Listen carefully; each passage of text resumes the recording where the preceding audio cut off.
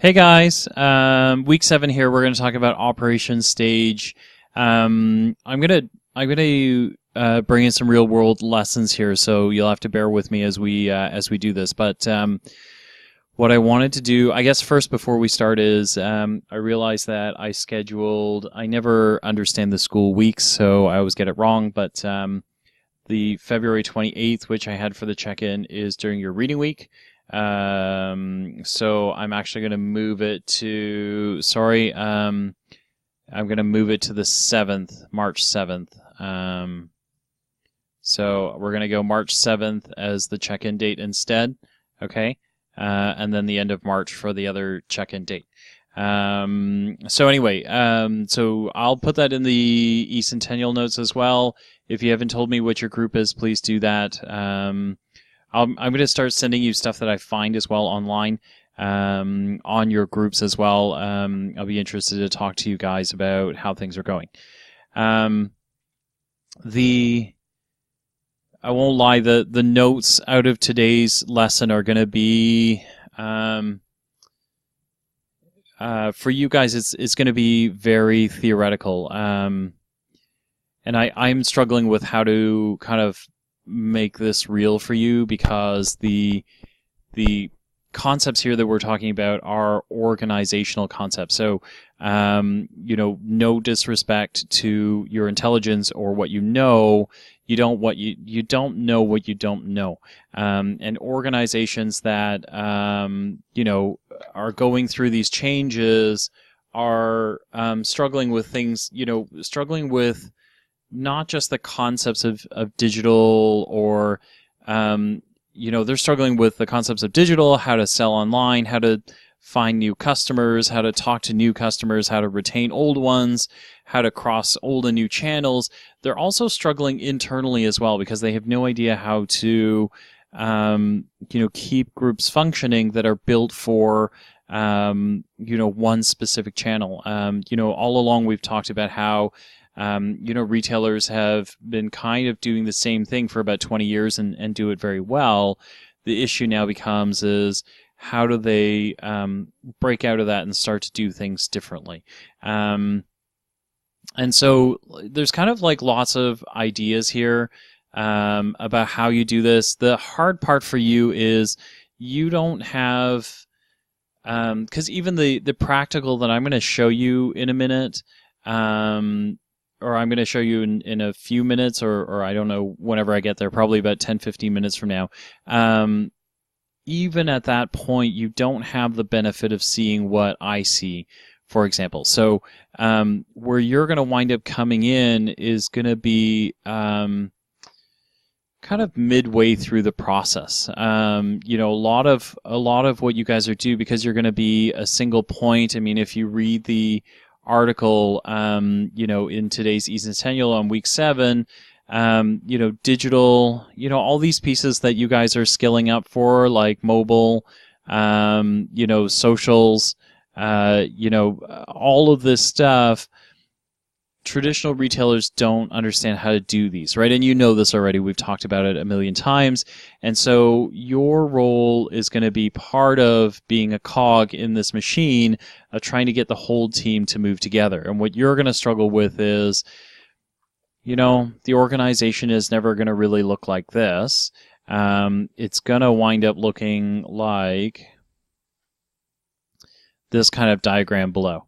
Where it's pretty convoluted. It's not a great experience.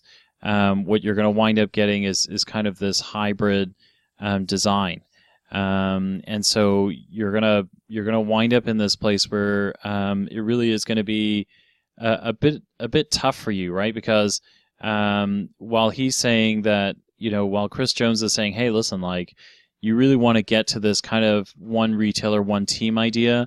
What you're going to wind up is in these kind of hybrid sort of roles where, buying, these are traditional type jobs, buying and marketing and logistics. And then you're going to have this, this body of these bodies. Some of them will be you, where you're inserting yourself in the process. And these buying teams, they're going to, a lot of them are going to be crabby. Although, when you get in there, they'll have been at it for 5 years or so now. So maybe they're getting used to it, but you're going to struggle with, how you fit into all these things and where you can add value versus get in the way. If we kind of went through these a little bit, when you land in places like this marketing and merchandising manager type of role in a retailer or in a brand experience, your issue is going to be that marketing is going to go off and do its own thing and forget about you. So forgetting about you is a really common thing, or being very disjointed about the way it goes about. So it's funny because as I was, kind of sketching out how I wanted to go about this, a lot of this comes back to career coaching in a lot of ways. Being able to talk to the chaos of omnichannel is going to help you into getting jobs in companies that are in transition. Because a lot of these jobs are very ambiguous, you will find people, this role tends to be someone who came from this to go to this, and they don't understand it all because it's more intense than this role is, and different requirements. And so if you're coming into these roles, look for the instability. You can talk to me about it as you're interviewing, but anytime that you can talk to the instability in these roles and how they can help to sort out chaos, it's going to help you in the interview process so that you start to become, someone that they can see being part of things. This role in particular is going to be very frustrating because both of these buying and marketing roles are going to forget you're there, and you're going to wind up getting stuck with stuff where you're going to wind up getting stuck with old stuff, or content that isn't good. Okay. All of these roles have that sort of transitory unstableness to it. And it's going to be difficult. Okay. The other part that, I talked about last week, this kind of structure shows it a little bit more, but the part that you're going to struggle with is the transparency of what's happening. And I'll show you what that means in a second too when I actually show you a real world example. But what this head of online person is worried about, you're never going to see if you're in some of these roles, right? Which is where you're coming into, right? You're going to come in probably at this level, and you're going to struggle because you're not going to be able to see. There's going to be this ceiling here of do this, so this person can do their job, and then there's going to be another layer here. And your struggle is going to be you're going to come in and want to do all this stuff, and you're going to bump up against this and not be able to see this layer. And it's not, in many, many, many cases, it's not intentional. It's just the way these organizations are built for monetization is if they can keep the job siloed and focused, they have people doing the jobs, which allows other cogs in the machine to move smoothly, which means the company ultimately gets profit. So you just want to watch for those things as you're interviewing for jobs, is how, kind of secluded these jobs are, how cubed they are. You're going to be asking a lot about cross-functional meetings. You're looking for moments where they're talking about, thinking about this as a team or having innovation sessions as a team. Anything that you hear along those lines, team building exercises tells you that they're actively trying to break down these layers. So you're going to be looking for those as you go out and get jobs. Okay.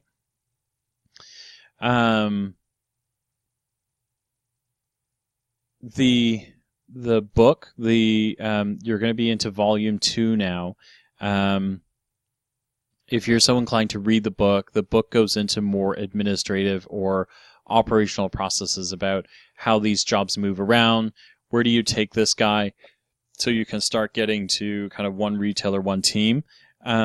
what I would say to you is most useful here is you understanding how convoluted omni-channel is making organizations, because as you go and look for jobs, this is the stuff that's going to make you confused when you're trying to pick a job, right? Because everyone has different language. What you're trying to feel out is kind of these layers.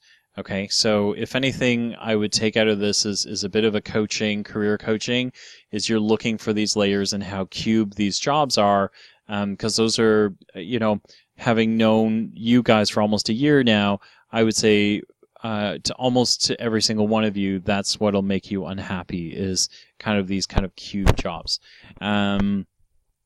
It is what makes startups so interesting, because startups don't have, kind of 3 layers deep. They typically have 2. They have like this marketing, and then the organizational calendar goes awfully flat after that. So that's going to be something to think about. Okay. So, what I would read into most of this stuff is that if you really want to get into the organizational part of it, I can walk you through it. I thought that it would be just so you guys already deal with enough theory, but this one got real theoretical really fast. Okay. Now, the one thing that you can think about when you are in these jobs, you're gonna wind up being a change agent in the job. And what I mean by that is you're gonna wind up in this place where you are, you're gonna be someone who is able to affect change and drive change in the organization, because you've seen what it looks like outside. The people that you're working with, some of them will, if you're going to a classic retailer, Walmart, Loblaw, some of them have been there 10 years, 15 years, that sort of thing. And you're not going to be able to, they're going to struggle to make changes. They're also not going to really understand it. If you're going to a startup, a startup will get to a place where you'll have a flat organization and be able to grow, and so that's an interesting way to grow as well. For you, you're going to want to think about some leadership styles. So it doesn't matter that this is why I was saying it's a bit of a coaching session, because these organizations, they are what they are, right? And when you get there, you'll understand them. Org charts are fascinating sciences in themselves. But when you get into these jobs here, you're going to feel very cubed off because of the roles that are, they're going to be a bit restrictive. They're going to keep you on a fairly tight leash. That doesn't mean that your mentality to grow and to expand should change. You should keep doing what you're doing. There's just a couple of different ways to do it.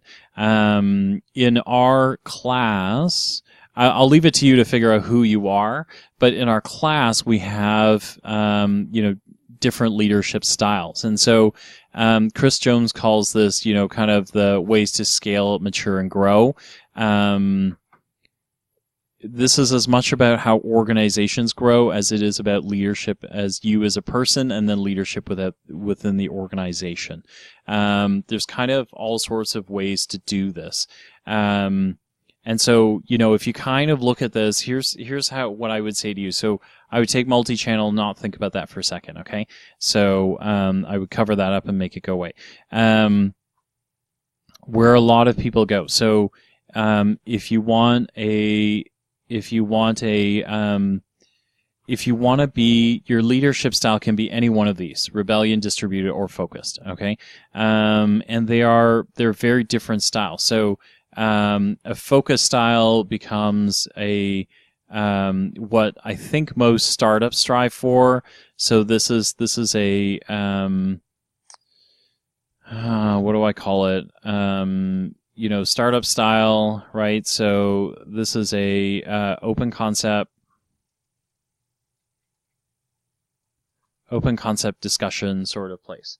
So you kind of get together, you scrum, which is what we call it in an agile environment. You scrum, and then everyone kind of breaks and then takes off into their own orgs to make this concept happen. Okay? So that is kind of the startup style. This is what gets everyone very attracted to this. The one right next to it, distributed, is what happens when there are some layers in the organization. So when you think of like all these layers up here, and what's happening, this is what happens when you don't have pure no layers. And what happens is there's really like this nucleus of people who make decisions and then push things out to their respective groups. Okay. And sometimes that's necessary in startups as well as organizations, because this happens to be the executive team. They tend to know what's happening with everything, and then they kind of push. And so this is what most big companies strive for. And this is good big companies look like this. This is kind of how it works. What you usually get in companies is this, really. Companies that are very well layered and that sort of thing. So I will tell you right up front, if you didn't know it already, if you haven't seen that in me, this is me. This is my happy place. I tend to be a rebellion sort of guy. It's no coincidence that marketing is here, and and me, because I'm technically savvy and I love it. I tend to drive rebellions out of whatever corner I happen to be in. And so I'm always the outlier. I am the one that doesn't really follow rules, that politely ignores them, that kind of pushes all the boundaries on everything. And then I force change out to everybody else. So this is who I am. And then, organizations sometimes tend to love this. So when I was at J&J, they really loved this because they recognized that they had these layers that help them function. And while they strive to be this, because they had so many layers, that at some point, once you push this message out, every layer that you get after this, the message gets watered down, right? So eventually you get to a place where there's no message, right? And so J&J really loved this because it allowed their people to play within a sandbox and then kind of drive change in their corners. So I guess what I'm saying to you guys is you want to think about what kind of leader you are. Make no mistake that as you guys are kind of like fighting your way through school, each one of you has the characteristics of being a leader. So you want to think about these. You want to think about the organizations that you get into and what they're like. The organizations you're going to will reflect, kind of the leadership styles that you have as well. So you want to think about that along the way. Okay. If you're gonna do this, maybe talk to me about it. I'm pretty good instincts for what pushes buttons and then what makes things work, but pretty thick skin about apologizing and not really being stressed out about hurting people's feelings. Okay, so just so as you go through hopefully this makes sense. If it doesn't, shoot me a note and I can talk about this some more, or when I catch up with you guys in March, I can talk about that some more as well. I think it's important for you guys to know. It is kind of critical to the way you're going to act when you get into organizations. The last one I should talk about as well is multi-channel. This is kind of like the purest of pure environments. This is like utopia. I don't know if anybody actually does this. Maybe there are a few organizations. You can look at GE. Is a really good example. GE is a Warren Buffett company, and they are extremely good at this. But I don't know of many others that are like this. And the idea is that when the leadership builds framework, kind of this inner green, which you don't see in all the other ones, when they build this framework and they build it right, there's no arrows, because everyone just understands what they have to do and how they have to go about it to get things done. But that is a very well-oiled machine. It tends not to... Honestly, I haven't seen that many companies that do it. None of the big guys, the Googles of the world. I think Google's here. Apple is somewhere in between these two. G's the only one I know of that's multi-channel. Yeah. I can't think of companies that are kind of in this space. All of the kind of classic retailers, classic brands that the Proctors, the Johnson & Johnson, they're easily here. At very, very best, they're kind of moving from here to there, but very close to this and kind of, leading their way there. Okay. But that's organizational behavior. I don't want to go into it more. The online reading you'll get, it's fairly straightforward. The book will take you down some pretty theoretical paths. I didn't want to do that because I don't think that when you get into organizations right away, you're going to be equipped to deal with this. What I want to do is give you a sense of what change looks like in organizations. I'm going to give you a very NIMI focused, where I'm working now, so I can give you a sense of what that looks like, so that I can start to show you what all that means. Okay, so I'm going to, you guys won't see a difference. I'm just going to pause for a second and I'll be right back.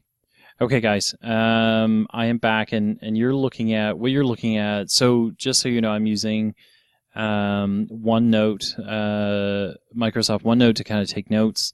As you can see, I've gone back to writing. I actually write for almost everything I do now. But what I wanted to do was give you a sense of how you enact change in an organization that's already moving. It'll give you a sense of how organizations change, and how you affect change, and how all of these pieces kind of move together and don't at the same time. Okay, so NIMI is a if you're interested, you can go to NYMI.com, NIMI.com, and you can check out kind of the YouTube videos. We've just updated them, so you can kind of check out what we are. We're an enterprise security software that enables biometrics to help encrypt production environments and corporate environments. Okay. One of the things that hasn't been very clear in NIMI's past, if you do Google any of the NIMI stuff, is we used to be a consumer brand that had these cool bands that wanted to be in the Fitbit space, and just wasn't. It wasn't cool, and it wasn't a very good one. And so when I got in, the first thing I had to do was think about, brand positioning and what I want to do with a brand. So this is like very practical sort of stuff. You can see me thinking about, here, if I'm going to walk you through this, here's what I'm thinking about, is this bubble here. Pen. Where's my pen? There it is. So this bubble here is really like my brand positioning and where I want to be. And so this is the three things that we do: security, efficiency, e-signature. And these are kind of three brands. You don't need to understand all these. You just need to know that these are the value props I'm after. And then the other prong here that I've written for myself is that I need to keep the vernacular, the messaging that I'm writing NIMI in, as a casual tone with a consumer bent to it. Because I don't want to be too serious and too dry about it. And then the other side that I need in this, because we're a tech-based company that has leading-edge software, is I need to be a leader in science, and I need to be somewhat academic about what I do. So the nexus of those becomes where I want to build my brand positioning. Okay? So what I'm walking you through is kind of my view on the brand and where I'm shaping it from a director of marketing role. And then I'll show you how it lays out from a actual day-to-day, sort of work progression, if that makes sense. Because you'll see how this kind of like, it's almost like you need to, and I guess what I'm hoping out of this is what you see is how kind of jumbled the world is. So when you get into it, as you lay your plans, you'll have to be dynamic about the way you go about it. Okay. And so if I kind of scroll down here, theoretically, the plan looks like this. And I apologize because this is all me scribbling, but our story, which is kind of the verbiage. So the goal, out of brand positioning is I need to have what we call an elevator pitch. Okay. This is not, you've all heard of elevator pitches. This is not theoretical. I actually need this. And this is what I just said to you guys. So, NIMI is a security product that protects data integrity and helps companies be more productive on production lines and in office environments. That is the closest I've ever gotten to a brand pitch. And so that's what we would call an elevator pitch. It needs to be 30 seconds long, right? And then it needs to be consistent. So when I say it, so when marketing says it, right?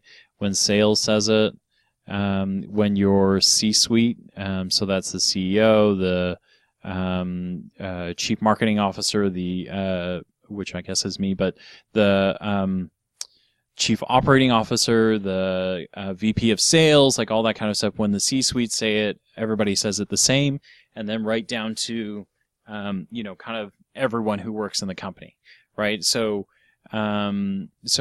all of this stuff I'm doing, nets out into an elevator pitch, and then and eventually the investor deck sounds like this too, and so on and so forth. Okay. So the plan, right, is to write this story. So to take this kind of elevator pitch and turn it into what we call the story, so that we can pitch it. And you can see here that from the time I've started, this is February to March, this is my plan. So I'm kind of trending right along with this path, right? But and you're literally looking at my notes, right? Because I am trying to show you what I'm thinking about and how I'm going about this. Now, the other thing is, real world is real world, right? Is just because I'm new doesn't mean the world stops running or that the world isn't continuing to move. And so that means that, so Pharma is like a trade magazine that we're in, and we get a lot of leads from there. So people go there to read articles and find companies that do things. And so they badly needed an update from us. So as I'm writing the story, which I really don't know quite how it sounds like yet, so I'm not there at the end of this. My target is March. I'm also writing this page because I'm forming as I go. And so this, while this is kind of like, this is, so I would say that, like, this is done, right? I've handed this in. I would say that this is a, this is like 80% right to the story, right? And that is very much how the real world works. Is this Pharma page is going to help me write this story and vice versa, but it also means that this is only kind of like 80% right, and then I'll have to recraft it as I go. Okay, and then in the meantime, they offered me an ad in this space, and I couldn't say no, right? Because it's lead generation. It's going to drop in April. It means that I'm now putting things in a marketing funnel, that allows sales to be able to get some leads and convert some leads, hopefully. So I said yes, but I don't know what I'm saying. So you can kind of see how this stuff kind of ties together. Is everything starts here, but it doesn't mean I can finish this and then go. It's not a proper Gantt, right? Because life just doesn't work like that. Now, along the way, because I'm director of marketing and this belongs to me, this falls under me, I'm now looking at the website. There are things in here I've got to do. So there are some logistics, right? And so I went through and tested everything. Like when you click I want to learn more, where does that go? If I click the contact me, where does it go? If there are downloads on my page, where do the downloads go? And are the downloads right? And I can tell you that of the things that I clicked and all the moving buttons I had, 80% of them were wrong. And so now I'm fixing these as I go. And so in some ways, what I'm trying to show you is the work that you're doing and the duplication that you do in school isn't that different in real world. Hopefully I'm not making you despair. But there is always going to be overlap. Sometimes it's different, sometimes it's the same, sometimes it's sort of the same. You're going to get that in your life, okay? And so here I'm rebuilding and I'm looking at the website verbiage, knowing that I'm writing this, so that's going to benefit from it here. So that's part of it too, right? Now, the other thing that I'm doing as well is I'm starting to write collateral. So I'm starting to write, and I'll show you what some of that looks like. But collateral, you can see me here, trying to figure out what collateral means, what does it look like, what kinds of things do I have to do, and this is like sales material, right? So things that sales needs to be able to go out and talk about what they want.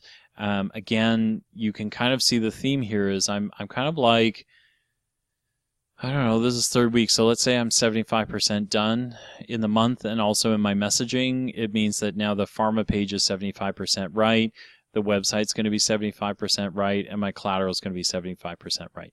It's always a work in progress, so I'm redoing things as we go and trying to build pieces that they're going to need so that I can continue down the path, okay? Where this ties back to the organizational stuff that you're reading this week is this is iteration. Like, this is how growth happens. Because, there's kind of like a mix of things here. Like, if I had to start with the story really becomes, the scenario where I say, this is the concept. Once we get the concept, we can all go and do our thing. Okay? And NIMI's kind of in this place where they don't quite have this concept nailed down, so all of these arrows aren't working very well right now. Because it looks like this, right? And so the concept is here. The leadership that I'm providing to the organization is being right dead center in this vortex going, I can help you craft this because I can see it. So I will help you do this, right? The pharma falls under the same thing. The website also falls under the same thing. The collateral is very much a rebellion sort of movement, because this is me saying to the organization, stop. I don't want you to use all this terrible material you have. I'm going to redo it for you, even though I don't quite know what I'm talking about. I'm going to lead the way here and be disruptive. Okay? And so that kind of gives you a sense of, one, how your leadership style is going to have to change as you go and when to use what. And then the other part is organizations need this. They need moments where you're going to need to find a consensus, or you're going to need to build a vision so you can move forward. Some moments you're going to have to just go, this is not good enough. We need to move forward, but this is not good enough. And then there are consensus pieces that are going to come along the way. Okay. The other things I use OneNote for that are actually really good for this narrative. Sometimes I get frustrated, as you can see, and that's okay along the way as well. But I do start to track, these things are, this thing here is a visual cue for me to remember that while my love is here in digital marketing, I'm going to need traditional marketing in this field. And that's magazines, that's trade shows, right? It's all that kind of stuff. Traditional, I meant to say trade shows, but you know what I mean, traditional. And so all of this stuff I need along the way so I can start to drive this, because they're complementary. And I need to know that I am here right now.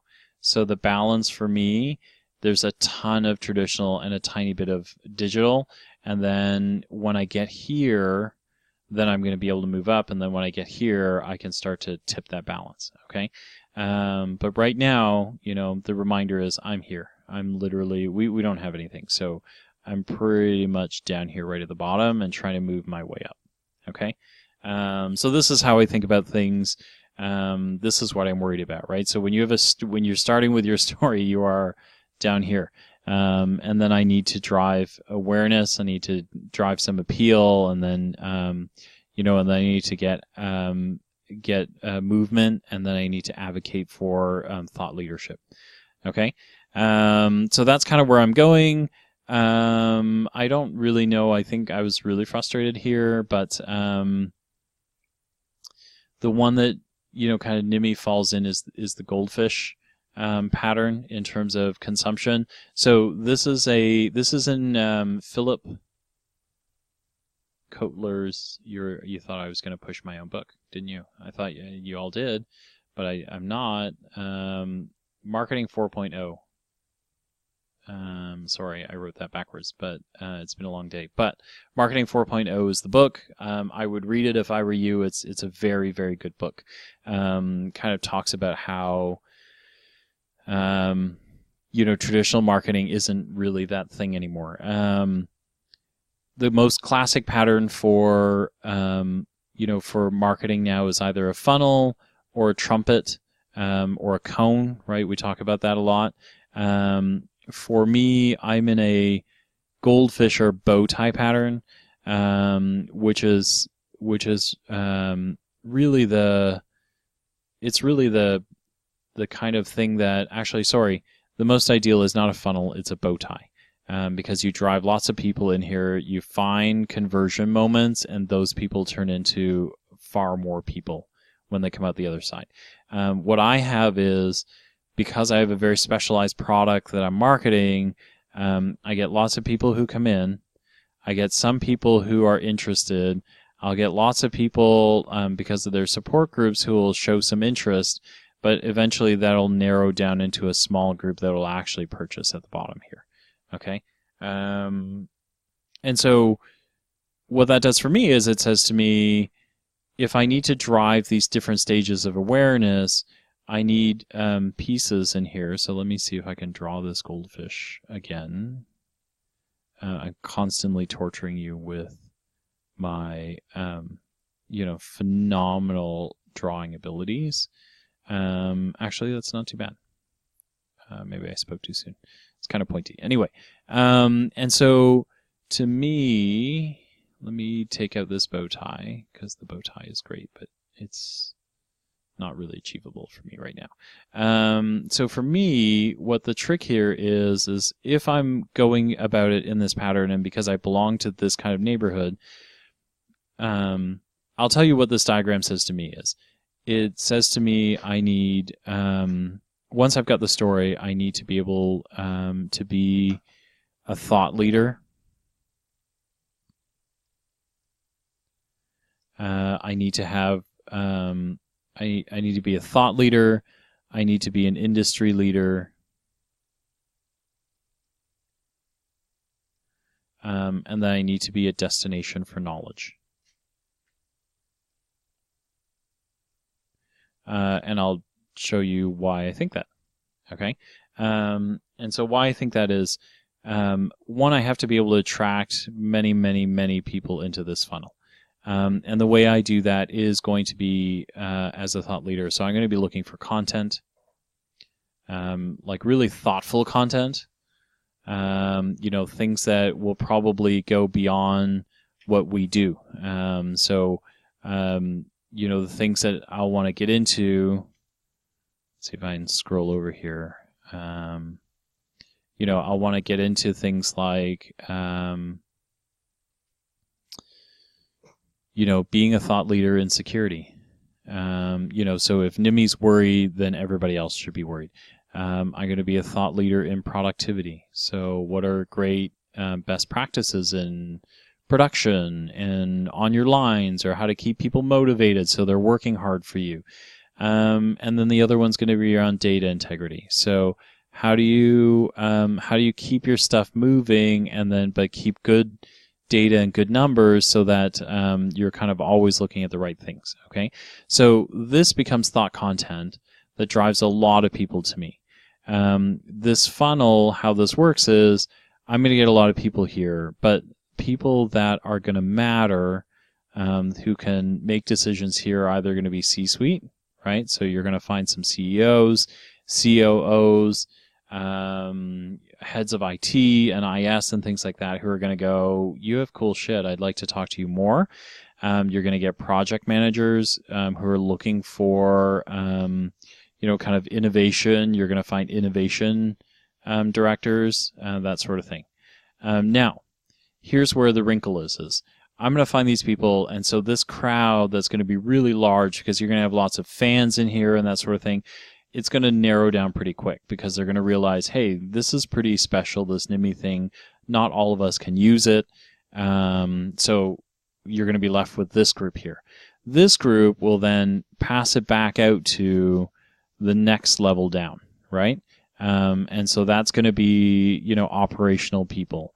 So to give you an example, that would be, like in my case, there's only me, but if I had a team, it would look like this. It would be director of marketing, and then it would pass it down to, and then I would pass that down to a brand manager, right, to operationalize some of that stuff, and then that they would pass it down, to another person to kind of implement, right? So, and so what you get is an expansion, because this person, you'd narrow down and find this guy, and then this guy would pass it down, kind of all three of these.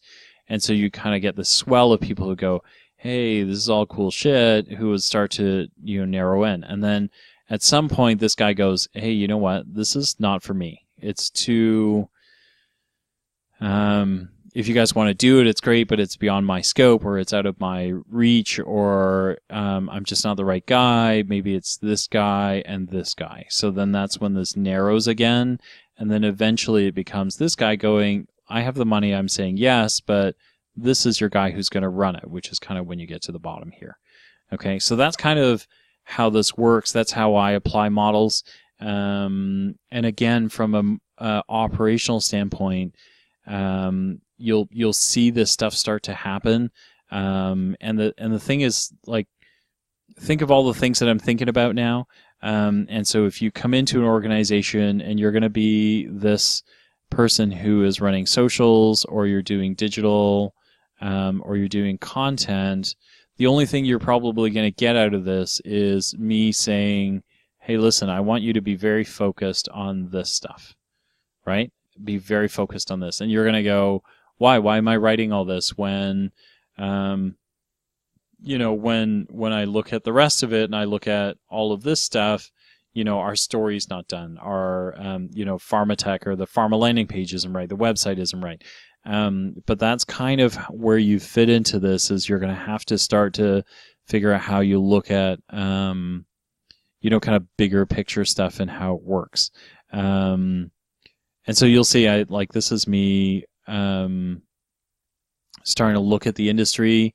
My idea here is to be able to build a similar sort of landscape to this, so that we can start to see what our maps look like, so I can help people figure out what that looks like, and then being able to build a value card and those sort of things. So you're kind of getting like this view into my world and what I'm building, to try and help people, try and help the company start to understand what things look like. And my world gets awfully crazy, awfully fast.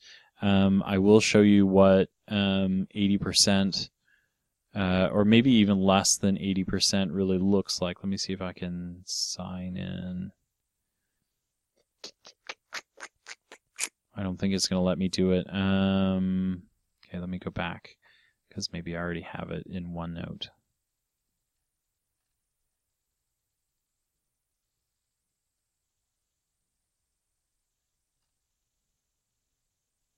This is me starting to map out people and what they look like, and what everything is.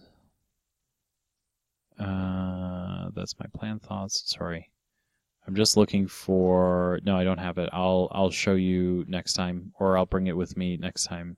I start to look at this stuff. Here you can kind of see customer journey. So this is us mapping out how adoption works, you know, and how we're going about this. So again, you know, very like mapped out pattern, but what you can see is like I'm here and I'm already thinking about where this is going to go, even though I'm really only like 70% kind of solid on what I want. Okay, so anyway, I'm going to end it here. It's a bit shorter. Hopefully this isn't too abstract for you.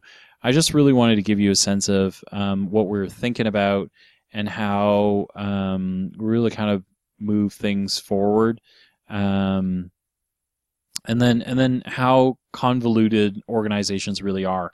Hopefully that doesn't make you despair either. I felt like this one, it's an important lesson to learn the theoretical concepts of how we go about getting stuff done is definitely, you know, the theoretical way that we're explaining how stuff gets done is difficult, but not unnecessary. So anyway, I hope this helps. Sorry, a bit of a weird lesson, but hopefully that makes sense. Shoot me notes if you don't understand it or you need to clarify. Okay, and then I will not speak to you guys before your break. So have a wonderful break. You all deserve it. I hope you all, I think some of you are leaving the country. Hopefully you're coming back, so I get to see you. It's all about me, really. But I hope you have wonderful breaks. Let your brains rest. Don't get too stressed. You're all good, and keep sending me resumes. About a third of you have sent me resumes, of which I've been impressed with almost all of them. No, actually, I've been impressed with all of them. So for the rest of you, get me your resume so I can look at them. I'm about to pass some of them off to my HR person at NIMI so she can have a look. She doesn't know anything about digital, but she knows resumes. She sees millions of them, so she'll be able to give you some really constructive feedback as well. So have a wonderful break, and I will see you when you get back. All right, bye.